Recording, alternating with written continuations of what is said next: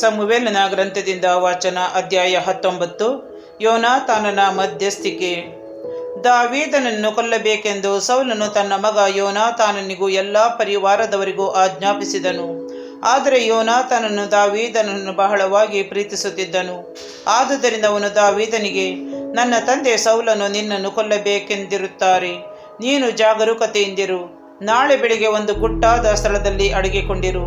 ನನ್ನ ತಂದೆಯ ಬಳಿಯಲ್ಲಿದ್ದು ನಿನ್ನ ಬಗ್ಗೆ ಅವರೊಡನೆ ಮಾತಾಡಿ ಗೊತ್ತಾದ ವಿಷಯವನ್ನು ನೀನು ಅವಿತುಕೊಂಡಿರುವ ಸ್ಥಳಕ್ಕೆ ಬಂದು ತಿಳಿಸುವೆನು ಎಂದು ಹೇಳಿದನು.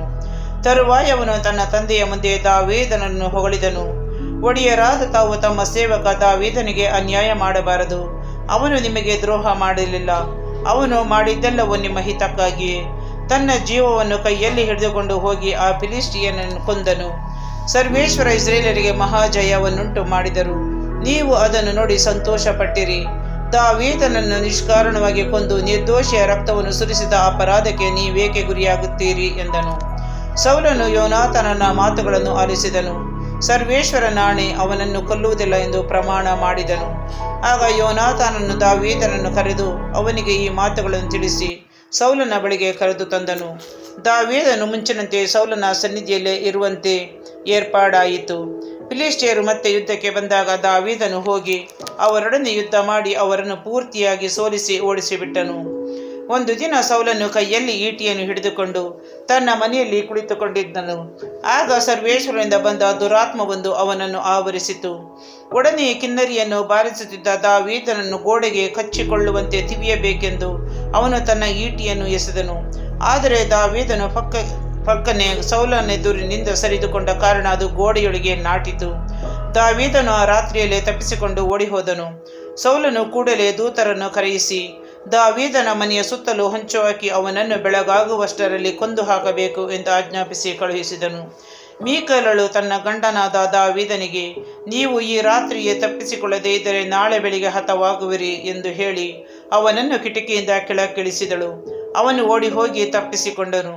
ಆ ನಂತರ ಆಕೆ ಗೊಂಬೆಯೊಂದನ್ನು ತಂದು ಹಾಸಿಗೆಯ ಮೇಲೆ ಮಲಗಿಸಿ ಅದರ ಮುಖದ ಮೇಲೆ ಮೇಕೆ ಕೂದಲಿನಿಂದ ಮಾಡಿದ ತಲೆದಿಂಬನ್ನಿಟ್ಟು ಕಂಬಳಿಯನ್ನು ಹೊದಿಸಿದನು. ಸೌಲನ ದೂತರು ದಾವೀದನನ್ನು ಹಿಡಿಯುವುದಕ್ಕೆ ಬಂದಾಗ ಅವಳು ಅವರಿಗೆ ಮೈ ಚೆನ್ನಾಗಿಲ್ಲ ಎಂದು ಹೇಳಿ ಕಳುಹಿಸಿದಳು. ಸೌಲನು ಪುನಃ ತನ್ನ ಆಳುಗಳಿಗೆ, ನೀವು ಹೋಗಿ ನೋಡಿ, ದಾವೀದನನ್ನು ಹಾಸಿಗೆಯೊಡನೆ ನನ್ನ ಬಳಿಗೆ ತೆಗೆದುಕೊಂಡು ಬಂದು ಅವನನ್ನು ಕೊಂದು ಹಾಕುತ್ತೇನೆ ಎಂದು ಆಜ್ಞಾಪಿಸಿದನು. ಅವರು ಹೋಗಿ ನೋಡಲು ಮುಖದ ಕಡೆ ಮೇಕೆಯ ಕೂದಲಿನಿಂದ ಮಾಡಿದ ದಿಂಬಾಗಿತ್ತು. ಹಾಸಿಗೆಯ ಮೇಲಿದ್ದುದು ಒಂದು ಗೊಂಬೆ ಎಂದು ತಿಳಿದು ಬಂದಿತು. ಸೌಲನು ಮೀಕಳಿಗೆ, ನೀನು ನನ್ನನ್ನು ವಂಚಿಸಿದ್ದೇಕೆ?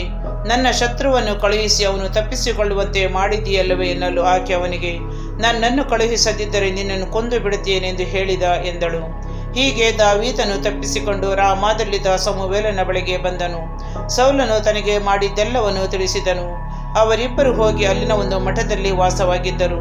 ದಾವೀದನು ರಾಮಾದ ಮಠದಲ್ಲಿ ಇರುವುದು ಸೌಲನಿಗೆ ಗೊತ್ತಾಯಿತು. ಕೂಡಲೇ ಅವನನ್ನು ಹಿಡಿದು ತರುವುದಕ್ಕಾಗಿ ಆಳುಗಳನ್ನು ಕಳುಹಿಸಿದನು.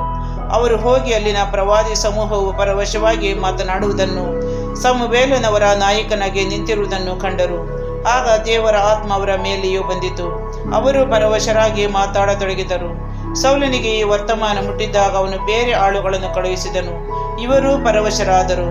ಮೂರನೆಯ ಸಾರಿ ಇನ್ನೂ ಕೆಲವು ಮಂದಿ ಆಳುಗಳನ್ನು ಕಳುಹಿಸಿದನು. ಇವರು ಪರವಶರಾದರು.